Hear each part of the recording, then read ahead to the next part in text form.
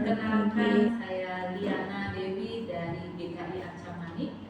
Hari ini hadir di tengah-tengah pelayanan firman Tuhan di Jemaat GKI Karawaci, bagian dari pertukaran pelayan kebaktian GKI Klasis Jakarta 1. Saya tadi malam datang bersama dengan keluarga, suami dan putri kami yang pertama.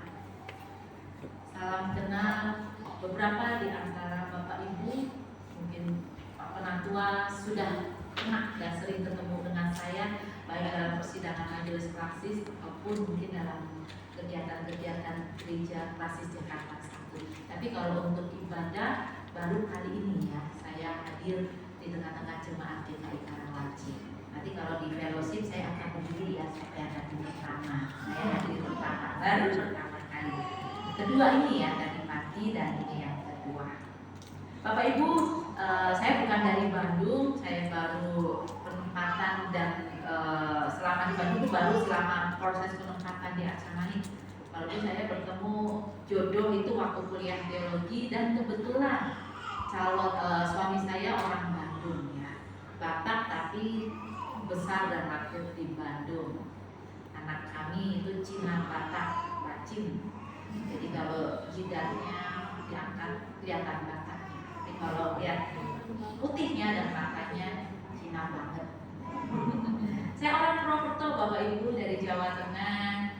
Saya akan berupaya bahasa saya bisa dipahami karena saya tidak menyediakan subtitle. Nampaknya kami bahasa Jawanya bukan bahasa Jawa promo atau halus ya. Jadi saya Burika ternyata dari Jawa Tengah. Ada lagi yang dari Jawa Tengah kan? Ada. Dan memang GKI Karawaci, GKI Acamani adalah GKI Simbil Jawa Tengah. Jadi nggak asing lagi kalau banyak orang Jawa Tengahnya dibanding orang lokal. Kami dari Bandung nggak ada yang bahasa Sunda yang di Acamani, kami orang Jawa Tengahnya banyak sekali. Jadi saya 10 tahun di Bandung nggak pernah dan belum fasih bahasa Sunda. Salam kenal. Hari ini kita akan bersama-sama merenungkan tentang arti menjadi pengikut Kristus. Gampang nggak Bapak Ibu? Cerita sedikit, saya sebenarnya sudah mulai ada yang colek-colek gitu ya, mengingatkan karena melihat saya aktif. Saya bukan berangkat dari keluarga Kristen ya, keluarga besar papa saya Konghucu. Barulah papa saya mengenal kekristenan itu sejak menikah dengan mama saya. Saya berangkat dari sekolah pendidikan dari Katolik, baru masuk GKI itu sekolah minggu aja bolong-bolong. Barulah remaja masuk itu aja karena dicemplungin, dijorokin. Baru ikut persekutuan remaja 2 kali sudah terpilih jadi ketua remaja. Itu benar-benar dijorokin gitu ya. Dari SMP kemudian memutuskan katekisasi CD, sudah ada yang bilang kamu aktif loh pelayanan, nggak mikirin nanti lulus SMA masuk teologi. Saya mikir teologi itu apa gitu ya. Kami kan bukan keluarga pendeta, bukan keluarga Kristen. Apa itu teologi? Oke, dipikir ulang. Barulah 2010 ada yang cawe-cawe lagi, udah selesai S1. Hah, masih bisa ya seumur saya gitu ya. Udah kerja, oh bisa, nanti bisa ya? Kalau ambil pendeta ada lulus tinggi? Hah? 2011 kita Emang ya bisa? yakin Sampai Tuhan mau berapa? pakai saya, mau betul-betul panggil saya. 2011, 2012 ada teman satu gereja, ayo Cik, masuk sekolah teologi. Ternyata nggak gampang ya, sudah kerja dan pegang uang sendiri, ada di posisi yang nyaman, bisa biayai keluarga, adik-adik bisa terbantu sekolah sampai selesai gitu ya. Ini mau kuliah lagi, biaya lagi, uang dari mana, kuliah di luar kota, siapa yang mau bayarin gitu kan, mikir gitu ya. 2012 nanti dulu lah, kamu dulu aja sana seleksi dulu, nanti cerita-cerita ya bagi-bagi. 2013 masih aja minta sama Tuhan, jaminan Tuhan, kalau aku nanti sekolah teologi nggak ada susah satupun ya. Apakah lancar Bapak Ibu? 2 minggu dari saya dinyatakan diterima jadi kader pendeta, sudah pamitan keluar kerja. Mami saya jatuh di kamar mandi, masuk ICU, keluar masuk kondisi kritis. Tuhan, gak ada panggilan saya mengikut Tuhan jadi pendeta, gak mungkin. Udahlah cukup, saya aktif kok nanti di jemaat GKI. Saya gak akan pindah-pindah gereja. Jadi saya hari Minggu, 1 hari besok terakhir daftar ulang. Sepupu saya datang membawa sapu resep, saya pikir bawa apa ya? Nih, berangkat sekolah teologi. Saya tahu itu uang dia, tabungan dia, kerja keras dia. Berangkat, daftar sekolah teologi. Terima sambil gemeter gitu ya. Dan dihitung tuh uang, aduh, bener Tuhan gitu ya. Cobaannya kok berat, saya waktu itu berpikir cobaan. Karena saya yakin ini bukan Tuhan yang ngambil saya sekolah teologi. Ini pasti dikasih cobaan. Mau terus atau mau bersedia merawat mami saya. Pegang uang, mikir, kebetulan cari tiket kereta api nggak dapet. Datang teman saya yang tadi sudah mendahului sekolah teologi dengan papannya, udah berangkat, besok tak antar sampai Jogja. Tapi kamu pulang cari kendaraan sendiri. Itulah gitu ya, mengikut Tuhan ternyata tidak mudah.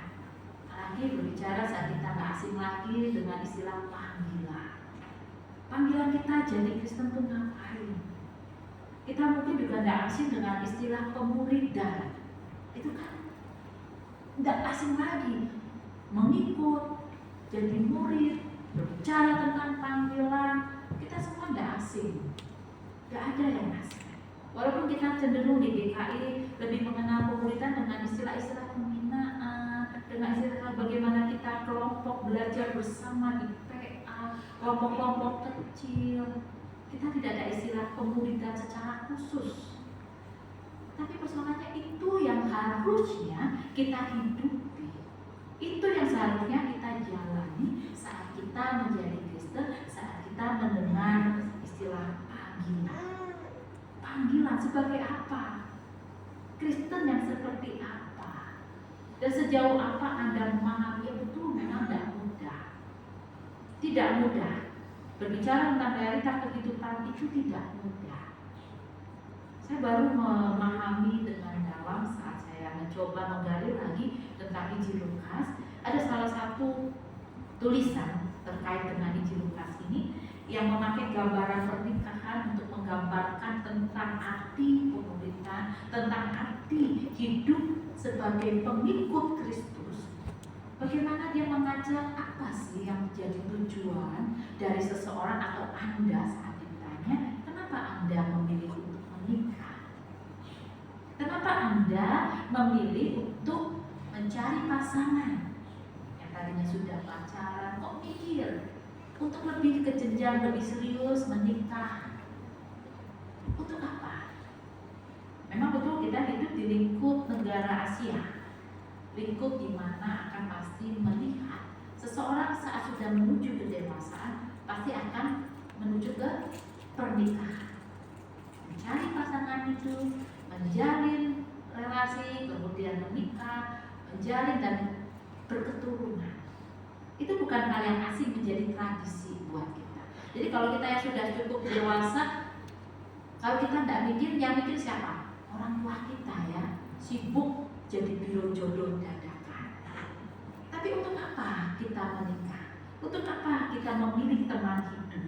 Karena Anda butuh teman, terutama yang merantau, gitu ya, sendirian, lagi sakit gak ada yang rawat, lagi sakit gak ada yang kasih sayang, memberikan kasih sayang buat kita, gak ada yang kasih perhatian.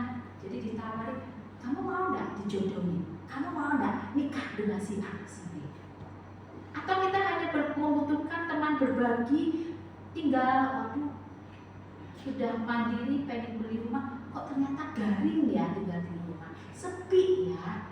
Oke lah, ada yang nawarin, ada yang menjalin relasi lebih serius. Oke lah, daripada sepi di rumah. Apakah itu yang menjadi pilihan saat kita menikah? Karena ini sama saja saat kita berpikir tentang bagaimana kita menjalin relasi, berkomitmen dengan Kristus. Kalau kita melihat pernikahan hanya sekedar tadi cari teman hidup,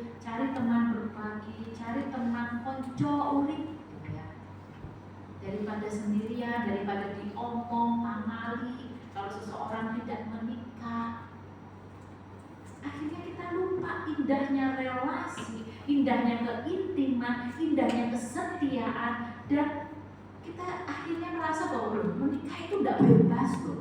Padahal menikah itu berbicara tentang kebebasan dan juga berbicara tentang jaminan.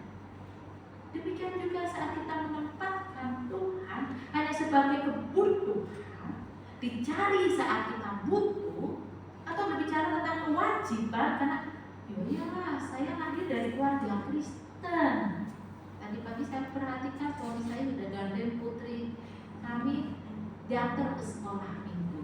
Mungkin buat anak-anak kecil hari Minggu loh waktunya nonton film ya, hari Minggu waktunya pegang gadget sepuas mungkin. Kok dibangunin, dimandikan, suruh sarapan pagi-pagi, datang ke sekolah Minggu, akhirnya jadi rutinitas.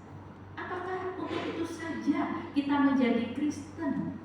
Ini sama saja akhirnya kita menempatkan Tuhan sebagai orang yang bertanggung jawab. Tuhan sudah ciptain kami loh, kami tidak mau lahir loh. Tuhan menghadirkan kami di dalam suatu rumah tangga. Kami tidak mau loh lahir kalau susah gini. Atau jangan-jangan kita menempatkan Tuhan sekedar jadi asisten kita, ya kan? Kapan waktunya kita datang cari Tuhan? Kita tidak beda jauh dengan orang-orang saudara-saudara kita di Muslim loh. Kita berdoa 5 waktu loh, kapan saja. Doa bangun tidur, makan pagi, makan siang, makan sore, doa mau tidur. Kita 5 waktu loh. Ada lebih dari 5 waktu cari Tuhan? Ada. Malah jangan-jangan 2 waktu, pagi dan mau tidur katanya butuh perlindungan. Tuhan jadi sapam buat kita, ya kan? Sapam komplek ketiduran, Tuhan tidak boleh tidur. Kalau ada apa-apa salahin Tuhan kalau kita lupa indahnya keintiman bersama dengan Tuhan. Relasi dekat sama Tuhan itu tidak sekedar saat kita butuh cari Tuhan. Bahkan di bacaan kita diingatkan itu akan menjadi sesuatu yang indah, menjadi keintiman, bukan sekedar menempatkan sebagai umat dan Tuhan, tapi Tuhan ini sebagai bagian. Maka itu saat Tuhan mengatakan ikutlah aku dan kita mau mengikut Dia, ini berbicara tentang keintiman, berbicara tentang satu komitmen yang tidak hanya menjadi beban buat kita. Kan saat kita berbicara tentang komitmen, kita akhirnya tunduk kepada ketaatan. Ayo, siapa yang takut berbuat dosa? Semua orang pasti takut. Kenapa? Ada ancaman. Kalau ketahuan dosa, Tuhan tidak ampuni, mati masuk neraka. Ya kan? Ini buat oma-oma, opa-opa itu setiap mau didoakan jangan doakan panjang umur. Doakan nanti lancar, kalau Tuhan jemput nanti masuk surga. Itu ketakutan kita. Dan di ayat 51 ini menjadi pengingat Tuhan. Pengingat kepada kita dari Tuhan. Saat Tuhan Yesus sudah waktunya mau terangkat ke surga dan Tuhan memutuskan untuk pergi ke Yerusalem, ini ditentang oleh orang-orang. Kenapa sih harus pergi ke Yerusalem? Dan ternyata Tuhan bukan sekedar menyampaikan jadwal rutinitas Dia dalam pelayanan, tapi dengan Tuhan tahu Dia akan berangkat naik ke surga. Tuhan tahu tantangan hidup yang harus dihadapi oleh para muridnya bukan satu tantangan yang mudah. Walaupun Tuhan tahu, Tuhan sudah kasih jaminan tentang keselamatan, sesuatu hal yang besar, lebih dari sekedar materi Tuhan sudah berikan. Tapi Tuhan tahu jalannya tidak mudah. Sehingga Tuhan Yesus juga menunjukkan dengan hidupnya, dengan berkomitmen, dengan keteguhannya menjalankan tuntas misinya. Apapun resiko yang harus Tuhan Yesus hadapi. Sehingga Tuhan Yesus meneguhkan dan mengajak para murid untuk masuk di dalam komitmen untuk mereka diteguhkan melanjutkan misi Tuhan di tengah-tengah dunia ini. Ingat, siapa mereka yang diajak ngobrol dengan Tuhan Yesus? Para murid. Bukan bukan orang yang lewat, bukan orang yang sekedar mampir. Ada yang teriak-teriak kayak orang jualan obat gitu ya. Bim, salabi, bapak ibu siapa yang butuh obat? Orang terus lewat, melihat, dengerin. Bukan. Yang diajak ngobrol dalam konteks kita adalah para murid yang berawal dari 12 orang menjadi 72 orang dan berkembang terus termasuk kita. Para murid, kita semua diundang untuk mengikut Tuhan, untuk siap menyatakan komitmen dan berbakti untuk mengikut Yesus, yang harus siap menunjukkan totalitas sebagai pengikut, bukan saja mendengar, bukan saja orang yang datang kalau butuh kepada Tuhan. Sehingga kalimat percakapan ini disampaikan Tuhan bukan karena percakapan yang kebetulan terjadi, tapi Tuhan memakai kesempatan itu untuk mengajarkan kembali, untuk meneguhkan kembali tentang arti mengikut Tuhan. Dan mereka diajak paham betul siapa yang diikuti. Bukan sekedar kenal, oh Yesus itu yang mati ya, Yesus yang bangkit ya, yang katanya jadi Tuhan. Bukan. Tapi kita paham betul. Kita tahu arti mengikut dan kita paham betul siapa yang kita ikuti. Sehingga saat Tuhan mau menyatakan ajakan, ikutlah aku, ini tidak lagi kita akan diminta untuk melihat, Tuhan, kalau aku ikut Tuhan, apa jaminannya? Bukan lagi kita yang berawal mungkin di antara kita yang bertemu dengan Tuhan itu berawal dari mujizat, berawal dari tradisi, berawal dari mendengarkan firman Tuhan kemudian terpanggil.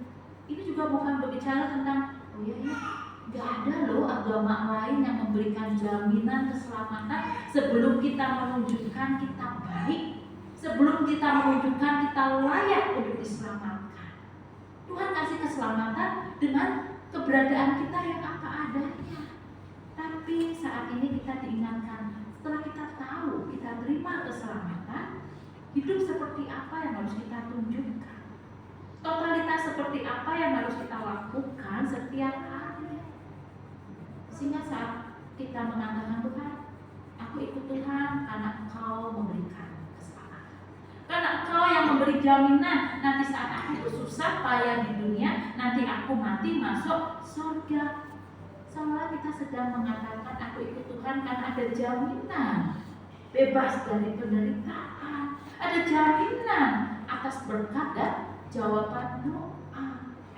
Tapi coba perhatikan, Tuhan Yesus justru mengatakan, kalau engkau cari aku, kalau engkau ikut aku karena jaminan bebas dari penderitaan, silakan cari yang lain. Tuhan mengatakan, serigala mempunyai liar dan burung mempunyai sarang, tetapi anak manusia tidak mempunyai tempat untuk meletakkan kepalanya. Engkau salah cari orang. Kalau cari Tuhan hanya untuk bebas dari penderitaan. Coba ingatlah, Tuhan Yesus jadi Tuhan, jadi juru selamat dengan cara penderitaan, bahkan dengan kehinaan. Tuhan harus meletakkan harga dirinya dan dia harus mau mati, rela mati untuk siapa? Untuk manusia yang tidak dia kenal, untuk manusia yang belum tentu menunjukkan hidupnya layak untuk terima keselamatan, tapi dia mati, dia rela menjalani penderitaan. Lah kok kita mau ikut Tuhan untuk jalan yang enak? Jadi Tuhan mengatakan, enggak, kamu salah cari pribadi, cari yang lain, yang mau bisa kasih. Engkau mau apa, engkau siap menerima sesuai, gak kurang sepeser pun engkau minta, engkau terima. Tapi Tuhan mengatakan, ikutlah aku. Ikut seperti apa? Saya merenungkan ikut seperti apa. Waktu di Bandung, jujur saya baru ngeh dan sering melihat orang entah di Jumat, entah di momen-momen hari raya agama tertentu, atau momen-momen spesial ulang tahun kota, di wilayah Aceh Manik sering banget terjadi macet cuma gara-gara orang berbondong-bondong, gang kupon, kemudian Jalannya waktu saya pernah melewati waktu naik motor, ini rame apa ya? Ini macet apa orang bodong-bodong pegang kupon. Tidak lama saya dengar suara dari pengeras suara, Bapak Ibu yang sudah pegang kupon silakan masuk lewat pintu nomor sekian, lewat antrian nomor sekian, silakan ikuti antrian dengan tertib. Tenang Bapak Ibu semua kebagian. Orang bawa kupon masuk pulang dengan sumringah. Jadi tangan dua pegang satu kantong, entah bingkisannya besar atau memang mungkin berat gitu ya, pakai dua tangan membawa, masuk bawa kupon pulang bawa sukacita. Tapi ternyata ikut Tuhan bukan seperti itu. Ikut Tuhan bukan sekedar Tuhan kasih kupon kepada kita, Nina, aku sudah mati buat kamu, aku kasih. Sah, ini kupon kamu nanti mati masuk surga. Ini kupon nanti kamu jadi identitas kamu Kristen, kamu berhak dapat berkat. Udah kita ikut Tuhan dengan sukacita, gitu ya. Apapun yang kita doakan pasti terjawab. Apapun yang kita minta, kita kerjakan di dalam setiap pekerjaan atau usaha kita, pasti berkatnya sesuai dengan yang kita minta. Tabur 1, tuai 10. Tabur 10, tuai 100. Tapi mengikut Tuhan mengatakan, lihat, engkau harus siap. Ikutlah aku, ikut, berjalan. Apa yang Tuhan kerjakan, apa yang Tuhan lakukan, apa yang Tuhan ajarkan, itu yang kita lakukan. Saat Tuhan meletakkan harga diri, kita juga harus siap meletakkan harga diri. Saat Tuhan minta kepada kita, maka kita harus siap melaksanakannya. Itulah makna ikut Tuhan. Jangan heran bacaan kita sudah menunjukkan para murid yang mendengarkan penjelasan tentang mengikut Yesus merasa nggak nyaman. Mereka mulai gelisah. Jangan-jangan aku salah pilih. Jangan-jangan aku tidak di tempatnya nih. Mengikut Tuhan kok ternyata tidak segampang yang saya pikirkan. Kok malah justru harus ikut Tuhan pikul salib. Bilang Tuhan, harga diri Tuhan ini memalukan Tuhan. Apa mulai dari ayat 59? Ada seorang yang berkata, aku mau ikut Tuhan. Izinkanlah aku pergi dahulu menguburkan ayahku. Ada yang mengatakan, Tuhan kok tidak punya empati. Ayahnya meninggal, boleh diizinin dulu pergi kuburin, kemudian balik baru ikut Tuhan. Lalu diingat, di dalam konteks bacaan kita, di dalam konteks umat Yahudi, seseorang yang meninggal tidak akan dikuburkan dalam waktu yang lama.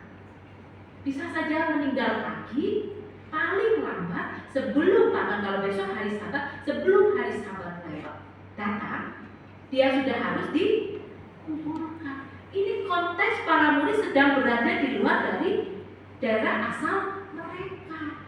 Saat dia mengatakan, izinkan aku menguburkan bapakku, itu butuh waktu. Seseorang bisa mendengar kabar dari rumah mereka, bisa lebih sehari 2 hari. Logikanya, maka bapaknya saat dia balik sudah dikuburkan. Dia tidak akan bisa melaksanakan tugasnya untuk menguburkan bapaknya. Sehingga Tuhan Yesus mengatakan, biarlah orang mati menguburkan orang mati. Tugasmu saat ini, pergilah, beritakanlah kerajaan Allah.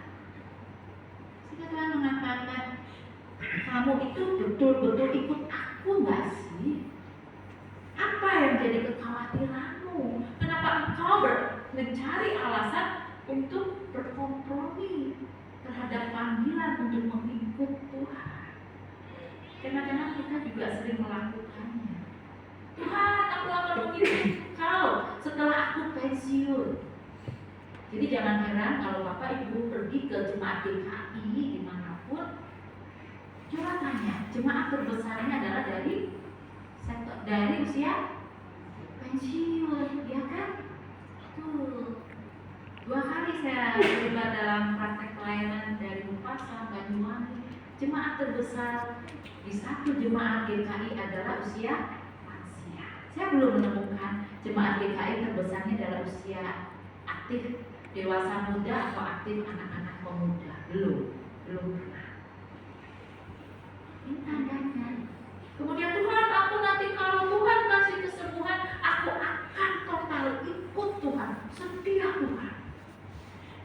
Berbicara tentang kesempatan hidup kedua, bahwa kita mau setia ikut Tuhan. Apalagi saat ada persoalan itu, Tuhan, doaku kok gak dijawab-jawab. Tuhan, aku nasar, Tuhan, nanti aku nasar. Kalau Tuhan jawab doaku, aku lepas dari penderitaan ini. Tuhan mau pakai aku seperti apa? Silakan Tuhan, aku siap ikut Tuhan. Iya enggak? Merasa tidak? Kita masih sering kali berkompromi saat tahu realita bahwa ikut Tuhan tidak semudah yang kita bayangkan. Saat Tuhan memanggil, kita justru sering menemukan ketidaknyamanan, banyak kejutan-kejutan. Belum kejutan-kejutan itu kita dapat dari orang terdekat. Berapa banyak orang yang kecewa saat menjadi Kristen, ikut aktif di dalam kegiatan atau persekutuan jemaat. Pernah enggak jemaat di sini melihat kanan kiri, tanya ke kantor gereja, coba perhatikan. Sayangnya ya jemaat GKI nggak ada absen ya. Absennya tadi muncul ya, simpatisan atau anggota. Boyo di absen gitu ya. Diana Dewi aktif datang ibadah, namanya di gereja. Jadi penatua tahu mana yang sudah lama tidak ke gereja, mana yang aktif ke gereja. Coba perhatikan jemaat Karawaci, ada nggak yang terhilang karena kekecewaan? Ada nggak yang sudah melepaskan diri dari persekutuan, pindah gereja? Atau jangan-jangan malah justru kecewa gara-gara jadi Kristen, ketemu dengan orang-orang Kristen, akhirnya meninggalkan Tuhan Yesus. Tidak sedikit Bapak Ibu yang mengalami kekecewaan karena mendapati realita hidup tidak seperti yang dibayangkan. Tuhan Yesus dengan tegas di ayat 62. Setiap orang yang siap untuk membaca tetapi menoleh ke belakang tidak layak untuk kerajaan Tuhan. Saat seseorang siap, aku mau jadi Kristen, Tuhan cemplungin saya dimanapun, Tuhan kirim saya jadi jemaat dimanapun. Ini bukan berbicara tentang anggota jemaat, tapi ini berbicara tentang panggilan aku Kristen. Ikutlah aku secara total.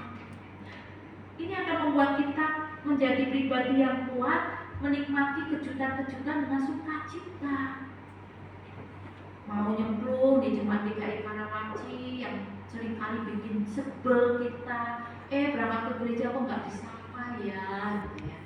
Aku sudah tulis surat ke majelis jemaat, kok nggak dituruti ya. Belum lagi kalau berbicara tentang pendeta. Wah, Pak El kok kayak gitu ya. Aduh, aku kecewa nih. Nggak akan lagi ada itu. Karena orientasi kita mengikut Tuhan, bukan sekedar jadi anggota jemaat, bukan sekedar berbicara tentang kebutuhan pribadi. Jadi saat kita mengatakan aku siap jadi Kristen, sampai hari ini bertahan, belum ada yang mau berubah KTP kan? Pindah keluar jadi imannya bukan Kristen, maka Tuhan mengingatkan, jangan tengok ke belakang. Dan kita siap harus menjawab pertanyaan Tuhan, apakah kamu betul-betul niat ikut aku sejak awal? Kamu menyatakan diri jadi Kristen? Dan kita harus siap kapanpun memberikan pertanggungjawaban kita, Bapak Ibu, saudara-saudari. Ini bukan berbicara tentang usia. Wah, ini rahasia nih, harus siap beri tanggung jawab. Anak-anak muda masih panjang, usianya kan masih 25 tahun, masih panjang. Kata siapa? Kita harus siap memberikan pertanggungjawaban kita atas komitmen kita. Tuhan sudah kasih kebebasan loh. Tuhan sudah kasih jaminan. Ini juga yang diingatkan kepada jemaat di Galatia. Saat kita menjadi Kristen, bukan hanya sekedar penundukan, bukan. Kita punya kebebasan, kebebasan di dalam Kristus. Tapi seringkali kita gunakan untuk meninabobokan kita. Loh, yang penting saya tidak merugikan orang lain. Yang penting saya tidak memulai untuk berbuat jahat. Gak apa-apa, gak masalah. Tapi Paulus mengatakan, itu pemikiran yang mencobai diri kita sendiri. Pemikiran yang membuat kita menjadi manja. Dan itulah pemikiran yang tidak akan pernah terpuaskan dengan apapun yang kita dapatkan.